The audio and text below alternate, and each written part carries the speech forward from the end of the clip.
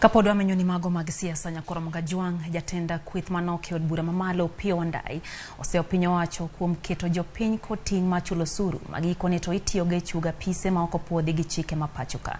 Wandayi mabende en jaod bura ma Ugunja bwogo dhi e doho mar kwedo apise moko kaka mano mar jaod jotend migepe.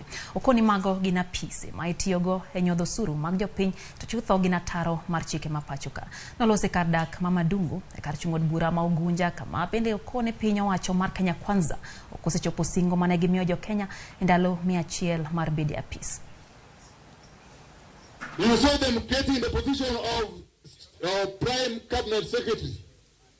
They are now busy creating positions for chief administrative secretaries, and even more seriously, they have now gone ahead and started creating positions for their wives using public money.